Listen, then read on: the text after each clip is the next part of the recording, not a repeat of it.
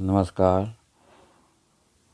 MA उत्तरार्ध द्वितीय प्रश्न पत्र की अगली कड़ी में हम कामायनी एक सफल महाकाव्य है, इस पर चर्चा करेंगे।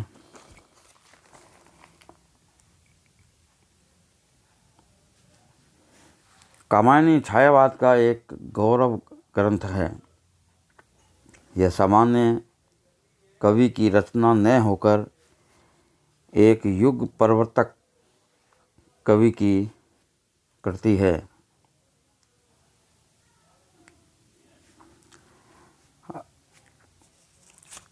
युग प्रवर्तक कवि किसी चली आई रूढ़ परंपरा का अनुसरण नहीं करते। वे स्वयं नवीन मानदंडों की स्थापना करते हैं और मौलिक पंथों का संधान करते हैं। कामायनी में प्रसाद जी ने कहीं एक और संस्कृत काव्य शास्त्र से निर्दिष्ट महाकाव्य विषयक रूढ़ियों एवं तत्वों का निर्वाह किया है,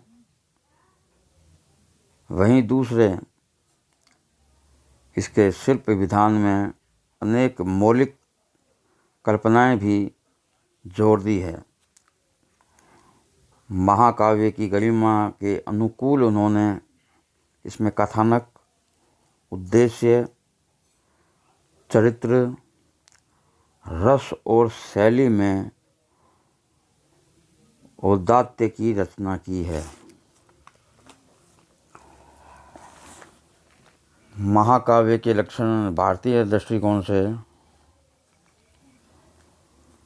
महाकाव्य सर्गबद्ध होना चाहिए, जिसमें सर्गों की संख्या 8 से अधिक होनी चाहिए। एक सर्ग में एक ही छंद में कथा नियोजन होना चाहिए, लेकिन सर्ग के अंत में छंद परिवर्तन के माध्यम से भावी कथा का संकेत होना चाहिए। नंबर 3, महाकाव्य की कथा ऐतिहासिक या पौराणिक होनी चाहिए। नंबर 4, महाकाव्य का नायक सद्वंशजात क्षत्रिय या धीरोदात्त होना चाहिए। नंबर 5, महाकाव्य में श्रृंगार, वीर अथवा शांत रस में से एक रस कोई भी एक अंगी और बाकी रस उसके सहायक रूप में प्रयुक्त होते हैं। महाकाव्य में प्रकृति एवं जीवन का व्यापक वर्णन रहता है। उसमें प्रलय, स्वर्ग नरक, कल्पनात, वन, पर्वत, नदी, नगर, गांव, रहन सहन, रीति रिवाज, कला संस्कृति आदि का वर्णन रहता है। कथानक के प्रारंभ में सज्जन स्तुति अथवा खल निंदा या मंगलाचरण का निर्वाह किया जाता है। धर्म, अर्थ, काम, मोक्ष चतुर्वर्ग की प्राप्ति महाकाव्य का उद्देश्य होता है। उसमें नाटक की सभी संधियों और अर्थ प्रकृतियाँ सन्निहित रहती है। महाकाव्य में जीवन का संपूर्ण चित्रण अपेक्षित रहता है। पाश्चात्य दृष्टिकोण की तरफ से भारत की तरह पश्चिमी विद्वानों ने भी महाकाव्य के स्वरूप और लक्षणों पर विचार व्यक्त किए हैं।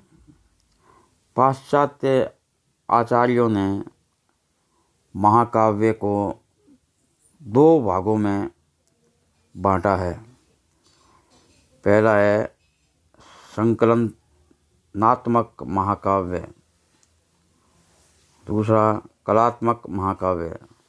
संकलात्मक महाकाव्य में कथा विकास की सहजता और शैली की सुबोधता की ओर ध्यान दिया जाता है।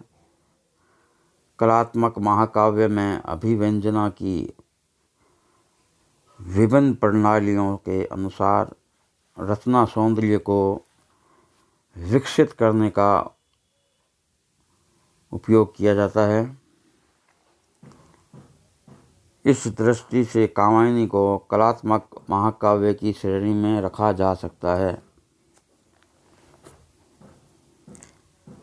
कामायनी का महाकाव्य तो निश्चित ही सभी तत्वों का समावेश है। कामायनी के महाकाव्यत्व का निर्माण दो दृष्टियों से किया जा सकता है। पहला है उदात्त, दूसरा है परंपरागत मानदंड। उदात्त के अंदर पहले आता है कथानक। उदात्त कथानक, इसका उदात्त उद्देश्य,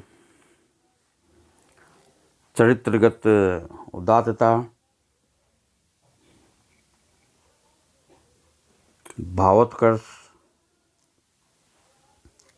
उदात्त और शैली उदात्त। संक्षिप्त में हम सबका थोड़ा बात करेंगे। उदात्त कथानक में अलग अलग प्रकार की घटनाओं का संयोजन ही कथानक कहलाता है।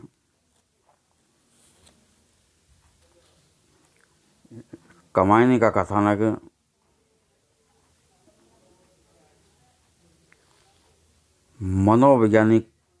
मनोविज्ञान के अनुसार भौतिक जगत की संपूर्ण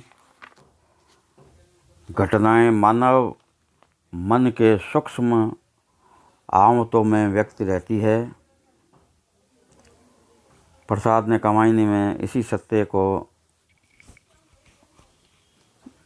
हमारे समक्ष प्रस्तुत किया है।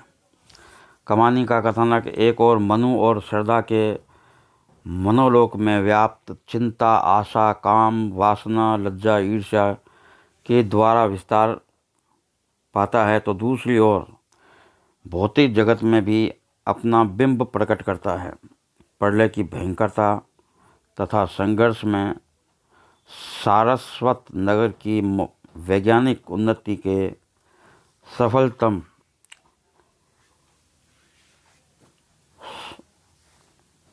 उत्पन्न होने वाले स्थूल घटनाओं, युद्ध इसके परिचायक है। कामायनी के कथानक में उदात्त सहज ही द्रष्टव्य है। इसमें कवि ने अन्य महाकाव्यों की भांति किसी राजवंश, महापुरुष या राष्ट्र की महिमा का गान नहीं किया है, बल्कि संपूर्ण मानव जाति के विकास की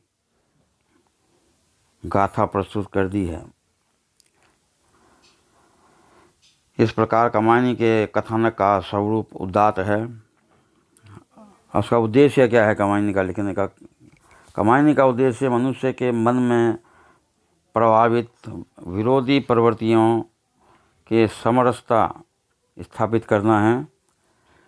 इस उदात्त उद्देश्य के द्वारा संसार के कर्म और भाव संघर्ष में प्रवृत्त मनुष्य को ऊंचा उठाकर उसे शांति की ओर अग्रसर करने का प्रयास इस महाकाव्य में है। आज संस्कृति, समाज विज्ञान, विकास तथा ज्ञान क्रिया और भावों के आपसी विरोधी आयाम हैं, इसलिए अशांति है। कामायनी महाकाव्य का उद्देश्य ही उदात्त है, जो समरसता में निमग्न करता है।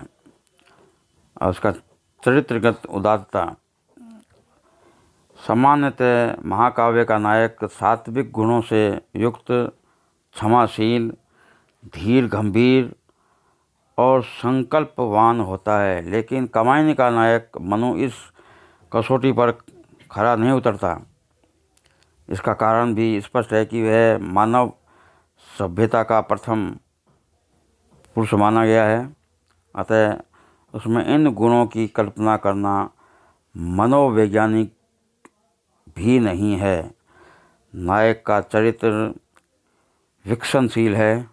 वे अहंकार, स्वार्थ, कामासक्ति, अस्थिरता आदि दुष्प्रवृत्तियों से ग्रस्त हैं, लेकिन धीरे धीरे इन अवगुणों से वो मुक्ति पाकर अखंड आनंद को प्राप्त करते हैं।